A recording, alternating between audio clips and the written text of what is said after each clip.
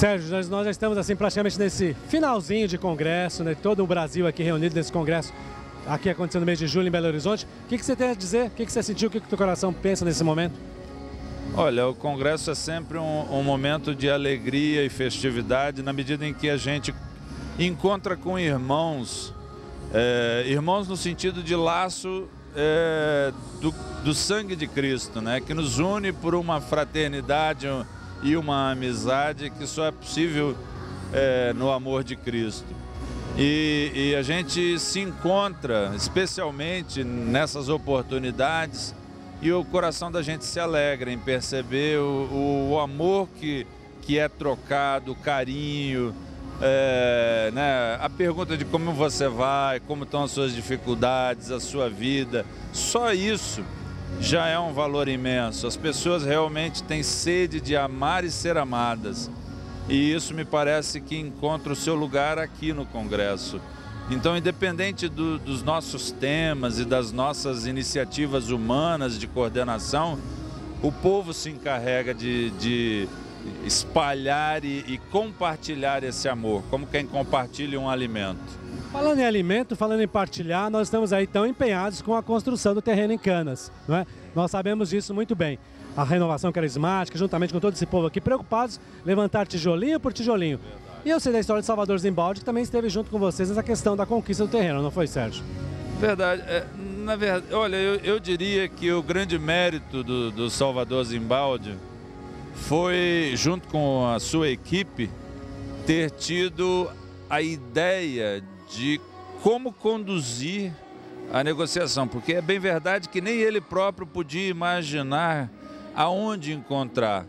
Então foi uma obra de Deus o fato de conseguir ter o terreno, as variáveis favoráveis para que um dono pudesse entrar nessa negociação, um município pudesse se empenhar nessa negociação e todo um conjunto de fatores pudessem contribuir para que isso fosse um resultado positivo. Certamente ele carregará sobre sua história o mérito de ter tido essa luz, mas a gente não tem dúvida de que foi o próprio Espírito Santo que conduziu tantos atores, anônimos às vezes, mas que fizeram parte desse projeto. E eu acho que são já tijolinhos que estão sendo colocados nessa obra. Alguns mais evidentes, outros menos, mas todos farão com que ela fique de pé.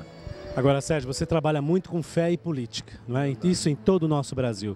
Uma palavra sobre o mês de outubro que está chegando, sobre os nossos deputados federais, estaduais, senadores, presidência da República, não é?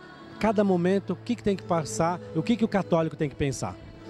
Olha, eu acho que esse momento é um momento de uma reflexão muito importante e a sua pergunta é extremamente pertinente, porque eu conclamaria que nesse momento nós levássemos a todos os rincões da renovação e da própria igreja, para o povo de Deus, entender que o que nós esperamos é que o povo seja agente do processo democrático, ele seja o grande condutor da análise que ele deve fazer. Está nele a capacidade de decisão, não está no Ministério de Fé e Política dizer como ele vai decidir. Podemos oferecer alguns subsídios, algumas possibilidades de luzes, mas efetivamente o que a gente entende mais importante é que o próprio eleitor seja o ator e não o subserviente. Não há na nossa expectativa nenhuma vontade de fazer alusão a voto de cabresto. Pelo contrário, o grande ator, o grande protagonista desse grande espetáculo da democracia é o eleitor. É ele quem deve decidir. E os elementos mais importantes que ele deve considerar para estar decidindo não são campanhas milionárias ou todas essas peças de marketing que podem constituir o cenário que compõe as eleições normalmente, mas sim as propostas efetivamente escritas e ditas. Pretendo fazer isso, sou a favor da vida, sou contra o aborto. O que ele de fato pretende lutar? Quais são as suas Promessas de campanhas eu já acho até pejorativo, mas quais são os seus ideais pautados em algo concreto?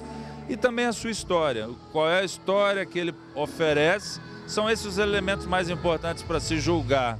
E isso a gente passa então novamente ao início da minha fala. É papel do eleitor estar atento a isso. E não a peças de marca, quão bonito o candidato é, quão feio, com isso ou com aquilo. Não, isso são elementos pouco concretos, pouco factíveis para a gente ficar levando em consideração. A gente tem a esperança, então, que nessas eleições a festa da democracia possa ganhar ainda mais força, com uma participação do povo, das estruturas, das instituições, exaltando esse valor que é procurar fazer desse nosso país uma grande nação.